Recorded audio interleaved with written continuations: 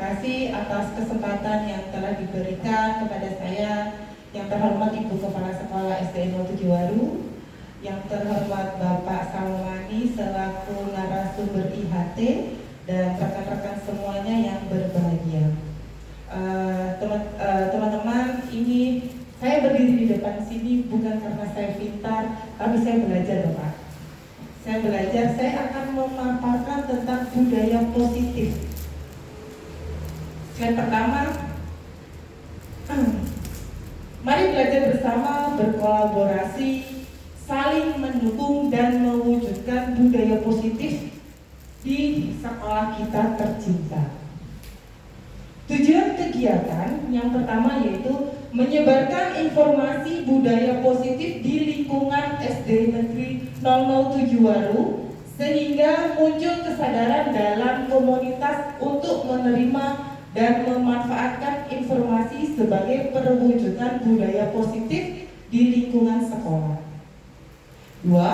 Sebagai bukti aksi nyata penyebaran pemahaman budaya positif dan implementasinya dalam program pendidikan guru penggerak dan PNM. Konsep inti budaya positif yang pertama yaitu perubahan paradigma belajar. Yang kedua, disiplin positif, nilai-nilai kebajikan, kebutuhan dasar manusia, motivasi perilaku manusia, posisi kontrol guru, keyakinan kelas, dan segitiga restitusi. Pembelajaran dengan paradigma baru. Bapak Ibu mungkin asing dengan kata bahasa berdiferensiasi. Masih baru. Nah, nanti saya jelaskan. Pembelajaran dengan paradigma baru merupakan pembelajaran yang dirancang berdasarkan prinsip pembelajaran berdiferensiasi, sehingga para peserta didik belajar sesuai kebutuhannya berdasarkan tahap perkembangan sesuai teori psikologi modern untuk mewujudkan profil pelajar Pancasila. Yang dimaksud berdiferensi adalah, Bapak Ibu, apabila kita masih menuntut siswa, tidak menuntun, maka pembelajaran berdiferensiasi tidak akan terlaksana. Maksudnya menuntun itu adalah belajar berpihak kepada murid.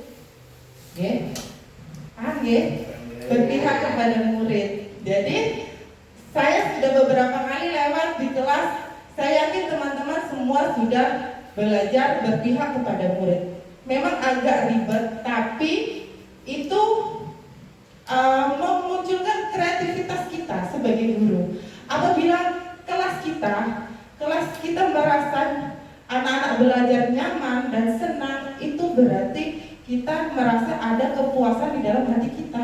Oh, besok kita belajar apa ya? Kita harus di dalam otak kita harus kreatif biar anak-anak senang. Disiplin positif merupakan salah satu cara penerapan disiplin yang bertujuan untuk melakukan sesuatu tanpa sogokan, ancaman maupun hukuman. Ini disiplin bukan untuk guru aja, tapi untuk para siswa. Nah, tadi sudah saya kasih kertas. Di depan ada 3 pertanyaan. Yang pertama, Anda pasti sering mendengar kata disiplin. Apa hal yang pertama yang Anda pikirkan tentang kata itu? Yang kedua, semasa menjadi murid, jadi kita flashback nih. Dulu waktu kita sekolah, waktu kita jadi murid, apakah Bapak Ibu pernah punya pengalaman negatif tentang kedisiplinan? Diingat-ingat Ibu waktu SD, SMP atau SMA atau kuliah, pernah ada pengalaman yang menarik menurut Bapak Ibu itu sangat berkesan, masih diingat sampai sekarang. Diingat-ingat. Yang benar-benar terkesan, yang negatif. Jadi bisa dituliskan Bapak Ibu. Yang ketiga, saat ini sebagai guru, bagaimana pola pikir Anda tentang kedisiplinan yang diterapkan kepada murid? Apakah sudah berdampak positif atau belum? Monggo dicoret-coret kertasnya, diisi 3 pertanyaan yang di depan. Saya kasih waktu Bapak Ibu. Nanti ada 1 orang bisa memaparkan ke depan.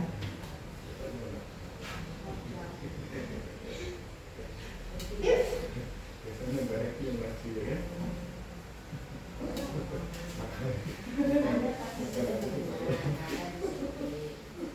Menurut Bapak Ibu itu disiplin itu yang gimana?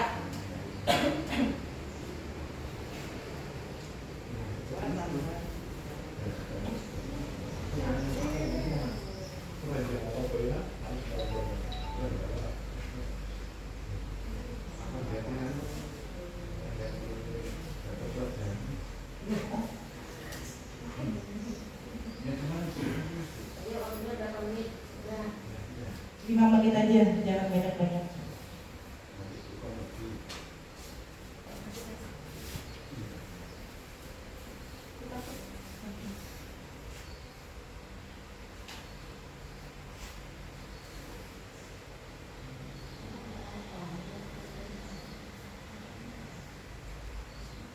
Diingat semasa sekolah pada waktu SD, SMP, atau SMA. Bisa jadi. Dia sendiri kok jajan tuh rasanya kalau sangu ya. Wah sering bolos aku gitu. Nah, itu adalah salah satu negatif, pengalaman yang negatif. Bolos alasannya sakit padahal nggak kok. Itu iya, ini mau meja tak aku bukan. Apa? Wewe tak aku guru. Tapi aku bolosnya dulu kelas 1 kok. Kalau senang Kalau kelas 1 aku sudah pintar. Apa namanya lagi? Gurunya apa siapa ya? Bu Suti.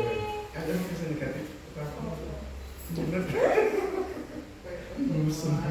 Datang terlambat itu kan negatif dong. Nah, kalau ini guru tidak nih. Sebenarnya kan ngisi pura-pura dengan isi ini betul. Kalau kita menunggu. Nah, cuma dulu loh nggak ada datang terlambat duluan kita datang. Ini pagi-pagi kita dulu kalau masuk.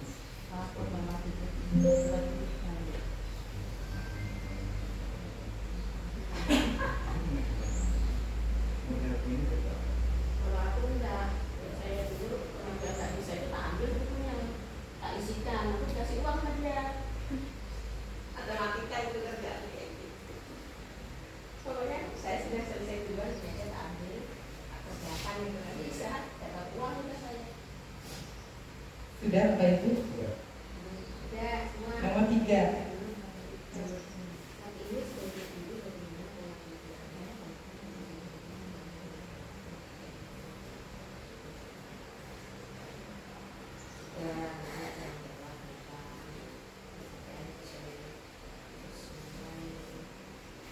Disiplin ini sangat luas sekali. Disiplin tentang kedatangan sekolah, disiplin mengumpulkan tugas, disiplin dalam memakai baju.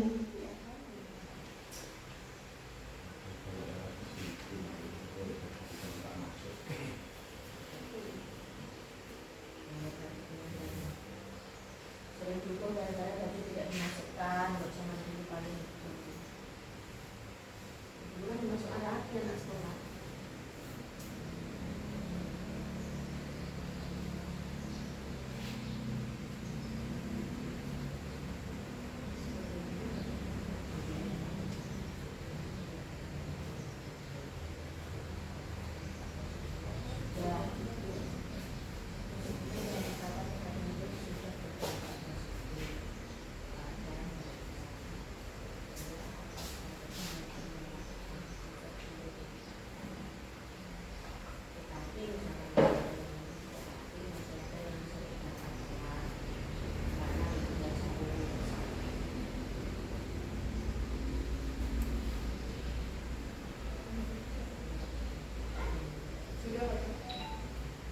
Kayaknya Mbak Ceko sudah nomor 3. Benar aja. Monggo.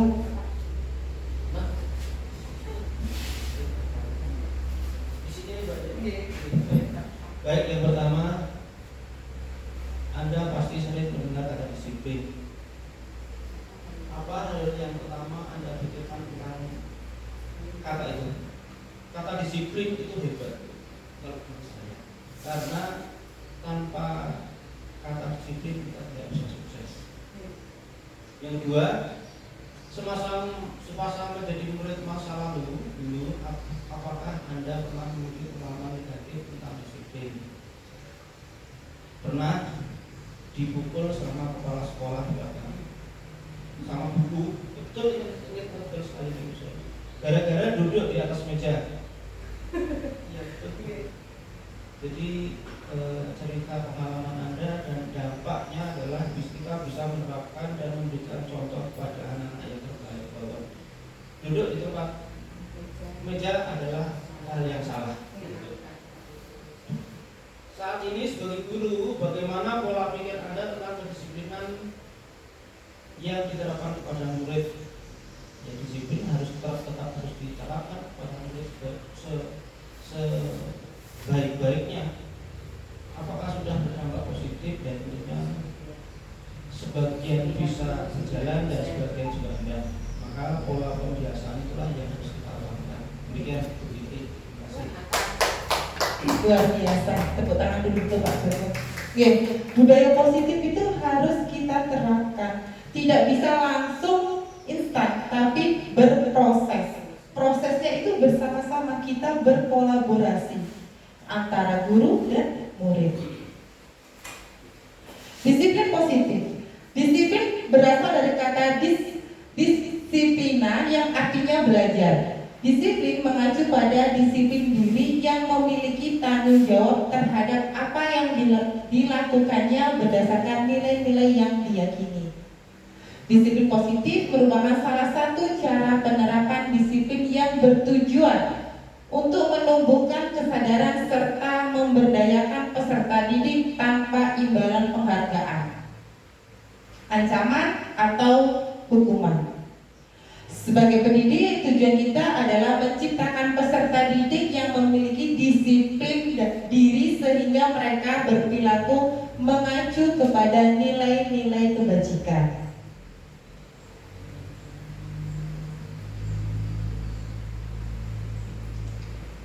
Nah, ini adalah nilai-nilai kebajikan. Nilai-nilai yang disepakati bersama lepas dari suku, bangsa, agama, bahasa maupun latar belakang. Contoh nilai kebajikan yang pertama yaitu profil pelajar Pancasila. Beriman dan bertakwa kepada Tuhan Yang Maha Esa dan berakhlak mulia. Berbineka global, gotong royong, mandiri, kreatif, dan bernalar kritis. Ini harus kita terapkan di sekolah.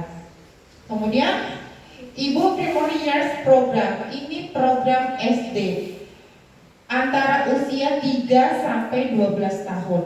Yang pertama yaitu toleransi. Ini harus kita tanamkan dari kecil. Toleransi, rasa hormat, integritas, mandiri, menghargai, antusias, empati, keingintahuan, kreativitas, kerjasama, percaya diri, dan komitmen. Kemudian keterampilan hidup dapat dipercaya, lurus hati, pendengaran yang aktif, tidak merendahkan orang lain, dan memberikan yang terbaik dari diri. Bapak Ibu, ini kita harus berikan kepada anak-anak, yaitu penanaman karakter siswa, agar dari kelas 1 SD kita sudah menanamkan ini. Insya Allah nanti lulusan kita mempunyai siswa yang berkarakter. Percuma anak-anak pintar tapi dia tidak mempunyai karakter. Seperti itu. Kebutuhan dasar manusia. Kebutuhan dasar manusia adalah segala sesuatu yang kita lakukan untuk mendapatkan apa yang kita inginkan. Seluruh tindakan yang kita lakukan memiliki tujuan tertentu dan semua usaha terbaik yang kita lakukan adalah dalam rangka agar kebutuhan dasar kita terpenuhi dengan baik. Ada 5 kebutuhan dasar manusia. Yang pertama, bertahan hidup, yaitu makan, pakaian, tempat tinggal, keamanan, kesehatan. Yang kedua, kasih sayang dan rasa terima. Rasa terima dipedulikan, berbagi, kerjasama, menjadi bagian dalam kelompok. Yang ketiga, penguasaan, yaitu harga diri, keinginan untuk dianggap dapat memimpin, berprestasi, diakui, dan didengar. Yang keempat, kebebasan. Mandiri, memiliki pilihan, mencoba hal yang baru, mampu mengendalikan diri. Yang kelima, kesenangan, yaitu anak-anak senang bermain, humor, dan tertawa, antusiasme. Jadi maksud dari kebutuhan, 5 kebutuhan dasar manusia itu adalah kebutuhan sehari-hari kita. Apabila kebutuhan ini semua tercukupi, insya Allah kita orangnya akan happy, tidak sepaneng, dan bisa mengajar peserta didik dengan lebih semangat. Motivasi perilaku manusia. Motivasi merupakan dorongan yang timbul pada diri seorang secara sadar atau tidak sadar untuk melakukan suatu tindakan dengan tujuan tertentu. Yang pertama, menghindari ketidaknyaman dan hukuman. Murid melakukan disiplin diri karena takut dihukum. Ini adalah tingkatan terendah dari motivasi perilaku manusia. Yang kedua, untuk mendapatkan imbalan atau penghargaan dari orang lain. Murid melakukan disiplin diri karena ia menginginkan imbalan. Motivasi ini satu tingkat di atas motivasi yang pertama. Yang ketiga, untuk menjadi orang yang mereka inginkan dan menghargai diri sendiri dengan nilai-nilai yang mereka percaya. Murid melakukan disiplin diri karena sadar akan nilai kebajikan. Ada tiga komponen, yaitu ada hukuman, konsekuensi, dan restitusi. Baru dengar Bapak Ibu restitusi? Ya. Hukuman yaitu tidak terencana atau tiba-tiba. Murid tidak tahu apa yang akan terjadi dan tidak dilibatkan. Bersifat satu arah dan berupa hukuman fisik maupun psikis. 2. Konsekuensi, terencana dan atau disepakati sesuai dengan peraturan. Murid tetap dibuat tidak nyaman. Sikap guru selalu memonitor murid. Restitusi, proses menciptakan kondisi bagi murid untuk memperbaiki kesalahan. Yang kedua, proses kolaborasi yang mengajarkan murid untuk mencari solusi sendiri. Dari 3 komponen di atas Bapak Ibu, mana komponen yang menurut Bapak Ibu itu yang paling baik? Restitusi. Ya, restitusi. Oke. Perbedaannya Bapak Ibu. Studi kasus ini. Siswa yang tidak mengerjakan PR. Kalau hukuman, guru menghukum berdiri di depan kelas. Pernah Bapak Ibu? Mana dulu? Oke, zaman dulu. Atau menulis di buku tulis berjanjian tidak lupa mengerjakan PR sebanyak mungkin. Kalau saya dulu masih SD pernah. Zaman dulu. Ya, zaman dulu waktu saya SD pernah dulu perjanjian. Yang kedua, guru marah dan murid menjadi takut. Ya. Kalau konsekuensi, guru memberikan konsekuensi untuk mengerjakan PR pada jam istirahat. Pernah Bapak Ibu melakukannya? Pernah. Ya. Guru tegas dan siswa menghormati itu. Jadi Bapak Ibu, untuk konsekuensi, benar apa yang dibilang Ibu Kepala Sekolah, guru memberikan konsekuensi untuk mengerjakan PR pada jam istirahat. Jam istirahat itu kan cuma 15 menit. Kalau dia dikasih tugas suruh mengerjakan, terus kapan dia makan, gitu ya. Jadi itu tidak boleh. Jadi restitusi itulah komponen yang sangat harus kita terapkan di sekolah. Jadi yang pertama, guru menanyakan keyakinan kelas atau menyayangkan diri dan membantu siswa menyelesaikan masalahnya. Jadi kita tanya kenapa tidak mengerjakan PR. Kapan sanggupnya? Ya, seperti itu. Kita berkomunikasi dengan siswa. Kemudian guru terbuka dan siswa menghormati dirinya dan orang lain. Jadi restitusi itu sangat penting sekali Bapak Ibu. Jadi harus kita tanya siswa kita kenapa tidak mengerjakan PR seperti itu? Apa? Kenapa? 5. Posisi kontrol guru. Bapak Ibu bisa dilihat penghukum. Di flashback nih, pernah nggak kita menghukum siswa seperti itu? Yang kedua, membuat merasa bersalah. Ini yang menyebabkan anak insecure, tidak pede. Terus kemudian posisi kontrol teman. Kita kalau teman ini Bapak Ibu kita mengibaratkan siswa itu adalah teman. Kita ajak ngobrolnya sebagai teman. Pemantau, kita hanya melihat aja. Yang terakhir adalah manajer. Kita merangkulnya. Posisi kontrol sebagai manajer.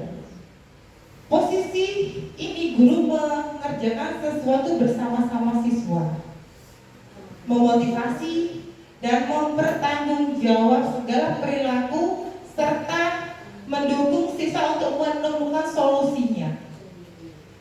Ya, jadi apa yang terjadi di kelas pasti Bapak Ibu lebih paham karena siswanya sendiri. Apa yang terjadi? Jadi kita harus jadi manajer, bukan penghukum, ya. Contoh penerapan 5 posisi kontrol guru. Studi kasus lagi, contoh kasusnya adalah siswa tidak memakai atribut lengkap saat upacara. Hormat pada bendera selama 1 jam. Itu adalah penghukum. Kemudian, berapa kali Bapak Ibu harus memberitahu kamu selalu saja mengecewakan Bapak Ibu. Itu bahasa kita ke anak-anak. Itu adalah membuat merasa bersalah. Akhirnya anak-anak merasa bersalah. Nih, ayo dong ikuti aturan sekolah. Tolong bantu ibu bapak ya. Sekali ini ya sudah, tidak apa-apa, lain kali jangan sampai berbuat seperti ini lagi. Ini adalah kita sebagai teman. Kemudian, kamu sudah melanggar peraturan sekolah. Kamu tahu konsekuensinya. Setelah upacara kamu beli atributnya ke koperasi dan jangan diulangi lagi. Ini biasanya terjadi. Ini pemantau. Yang terakhir adalah manajer. Apakah kamu tahu kesalahanmu? Kira-kira bagaimana kamu memperbaiki kesalahanmu? Itu yang harus kita lakukan sebagai manajer. Studi kasus lagi. Siswa datang terlambat. Penghukum. Apabila kita memposisikan kita guru sebagai penghukum, kamu selalu saja terlambat, pasti selalu terakhir datang. Ini kita sebagai penghukum. Kemudian kalau pembuat merasa bersalah, kamu bagaimana ya? Kamu sudah janji dengan ibu tidak akan datang terlambat lagi. Kamu kenapa senang sekali mengecewakan ibu? Itu benar-benar kecewa sekali. Jadi anak-anak merasa bersalah. Jadi kata-kata ini kalau bisa jangan sampai terucap dari mulut kita. Kemudian, ya sudah, kali ini tidak apa-apa, sana duduk. Ini sebagai teman, ya. Kemudian pemantau. Peraturannya apa? Apa yang telah kamu lakukan? Sanksi atau konsekuensinya apa? Tidak boleh ya. Kalau manajer, apakah kamu mengetahui kesalahanmu, nak? Seperti itu. Bagaimana kamu akan memperbaiki masalah ini? Jadi kita lebih sabar untuk menghadapi anak-anak. Nanti ada Bu, lanjut itu. Kemudian posisi kontrol, apakah aku? Perhatikan Bapak Ibu. Ayolah lakukan demi Bapak Ibu ya. Ini apa? Sebagai apa? Posisi kontrolnya. Posisi kontrol ada 5 Bapak. Ada 5. Bukan. Ayolah lakukan demi Bapak Ibu sebagai sebagai teman. Ya, betul. Kemudian yang kedua, kamu tidak pernah mendapat nilai jika tidak mengerjakan tugas. Maksudnya ini kamu tidak akan mendapat nilai jika kamu tidak mengerjakan tugas. Betul sekali, menghukum. Ini kita menghukum siswa. Itu tidak boleh. Keyakinan kelas. Mengapa keyakinan kelas dan bukan peraturan kelas? Bapak Ibu sudah membuat keyakinan kelas? Atau baru dengar keyakinan kelas? Baru dengar. Selama ini kita adalah peraturan kelas. Ya. Kalau dulu itu peraturan kelas yang bikin itu kita gurunya. Tapi kalau keyakinan kelas yang bikin itu bersama-sama guru dan siswa. Ini harus kita lakukan pada saat pertama kita masuk, kita harus membuat keyakinan kelas. Contohnya Bapak Ibu yang sudah saya lakukan adalah memberi post-it ke anak-anak, kertas warna-warni. Kita bagi satu-satu, kemudian kita melakukan apa dan tidak yang boleh dilakukan di kelas pada saat belajar. Seperti itu. Jadi membuat kesepakatan kelas. Seperti ini Bapak Ibu, post-itnya ditempelin, ya. Pembentukan keyakinan kelas bersifat abstrak, berupa pernyataan universal. Maksudnya gini Bapak Ibu, anak-anak itu kan kalau nulis itu belum tertata bahasanya, baru nanti kita rapikan, kita jadikan pernyataan yang positif. Contoh, membuat keyakinan kelas, tidak mencoret-coret bangku. Kita betulin bahasanya, rawatlah bangku dan meja di kelas. Bikinlah sepakatan kelas ini dengan bahasa yang mudah dimengerti anak-anak dan singkat. Jadi dia paham, oh ya, ini nggak boleh, oh ya, ini nggak boleh. Jadi contoh lagi, boleh minum pada saat jam belajar. Biasanya ada anak-anak seperti itu. Kemarin saya coba ini kelas 6, itu dia sudah mulai bisa. Saya kasih kesempatan kelas pada saat pelajaran olahraga, anak-anak silakan kita melakukan kesepakatan. Yang mereka jawab adalah tidak boleh memakai topi pada saat jam olahraga. Mereka sudah mulai menalar. Tidak boleh pakai sepatu, tidak boleh tidak memakai sepatu pada saat jam olahraga. Di situ dia mulai menalar. Beri kesempatan mereka untuk mengungkapkan isi hatinya supaya pembelajaran kita di kelas itu nyaman. Karena itu tadi kita membuat kesepakatan kelas, anak-anak sendiri yang bikin, tinggal kita aja menyempurnakan bahasanya. Seperti itu. Segitiga restitusi. Suatu proses dialog yang dijalani oleh guru agar dapat menghasilkan murid yang mandiri dan bertanggung jawab. Ada 3 tahapan Bapak Ibu. Di sini ada validasi tindakan yang salah, menanyakan keyakinan dan menstabilkan identitas. Ada contohnya. Segitiga restitusi. Proses untuk menciptakan kondisi bagi murid memperbaiki kesalahan mereka sehingga mereka bisa kembali pada kelompok mereka dengan karakter yang lebih kuat. Segitiga restitusi adalah cara menanamkan disiplin yang positif pada murid. Restitusi bukan untuk menebus kesalahan, namun untuk belajar dari kesalahan. Jadi apabila ada siswa kita melakukan kesalahan, jangan langsung kita jadi penghukum, tapi kita sebagai manajer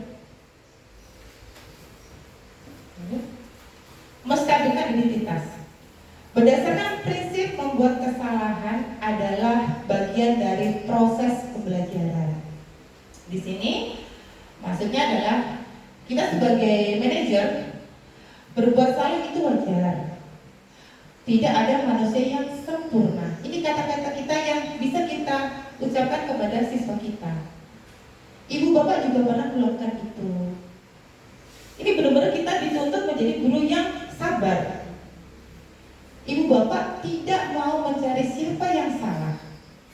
Tapi ibu bapak ingin mencari solusi dari permasalahan ini. Contoh, siswa kelas 5 kemarin bertengkar, contoh seperti itu.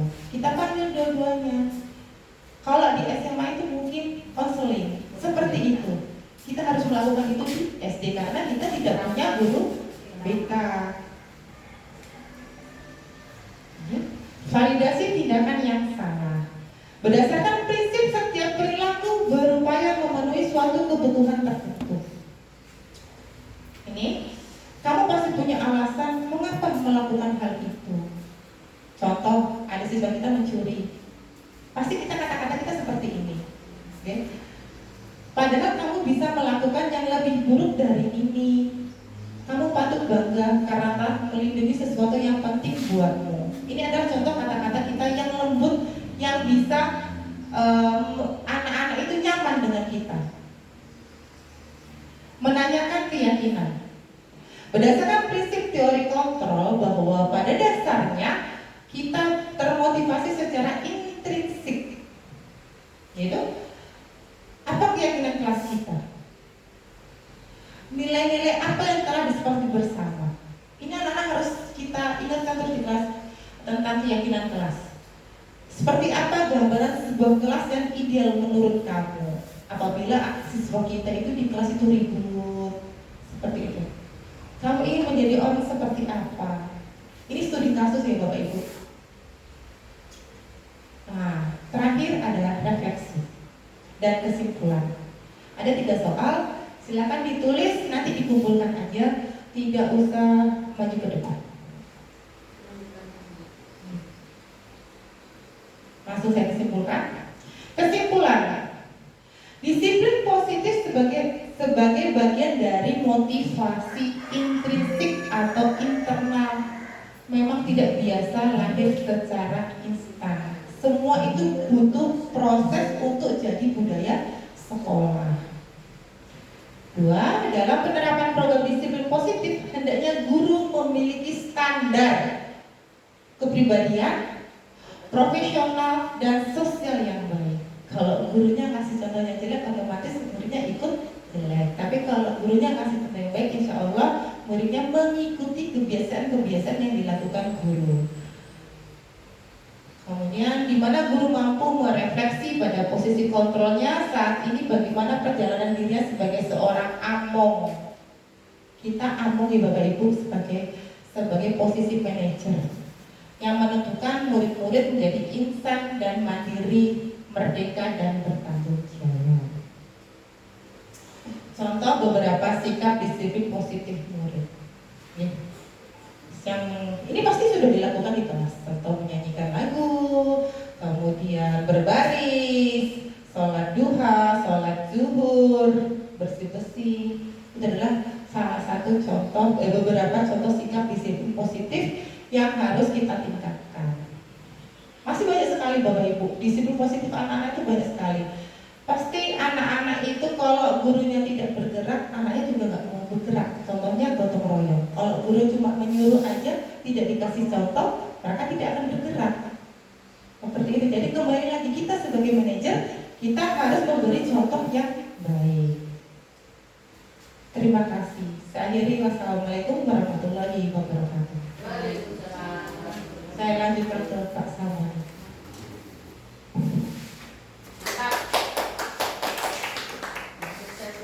Perhatikan anak-anak, ibu sudah membagikan post-it di meja kalian masing-masing. Kenapa ibu kasih post-it? Ada yang tahu? Nggak tahu. Kita akan melakukan kesepakatan kelas sebelum pembelajaran PJ. Anak-anak silakan ditulis kesepakatan kelas apa yang boleh, apa yang tidak boleh dilakukan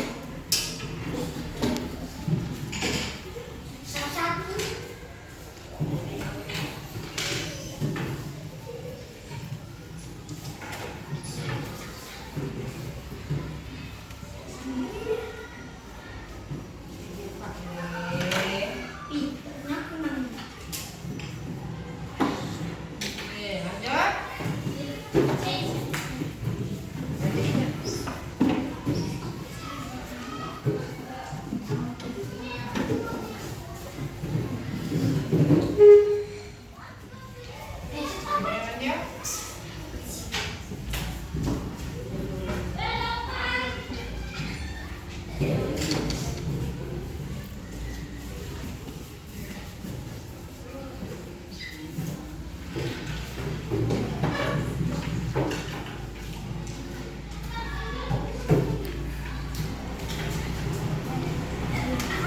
perhatikan. Ada yang belum? Silakan ditempel.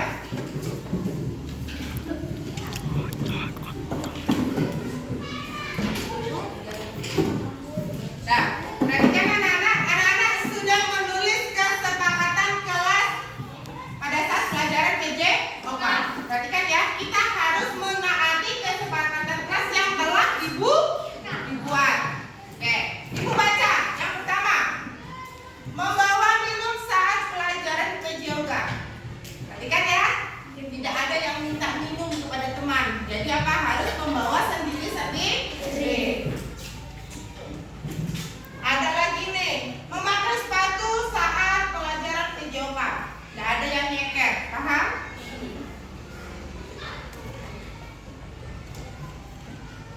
Harus mengembalikan bola jika saat selesai. Jadi harus mengembalikan bola pada saat selesai pelajaran PJOK. Dikembalikan di mana? Di tempat.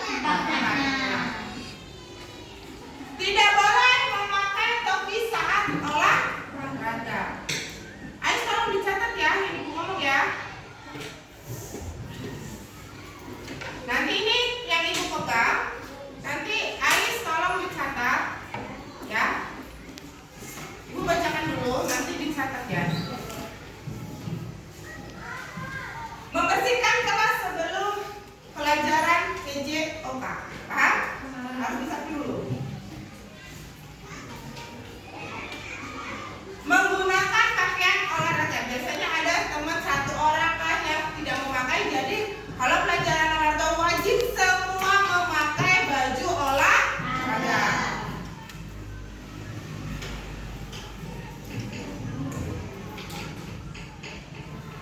Mengembalikan barang-barang yang dipinjam, baik dari teman maupun dari gudang sekolah. Maksudnya ini adalah alat olahraga. Tidak boleh ribut saat pelajaran PJOK. Kita tidak boleh memakai jaket saat pelajaran PJOK. Ya, PJOK tidak boleh berbuat. Kalau pakai jaket itu sama aja sakit. Kita kan olahraga, jadi harus menggunakan baju olahraga. Oke, perhatikan. Ini kesepakatan kelas nanti akan ditulis oleh Ais. Paham anak-anak? Paham? Kesepakatan kelas harus ditepatin, ditaatin, ya. Terima kasih anak-anak. Kita sudah melakukan kesepakatan kelas, berarti harus kita taati.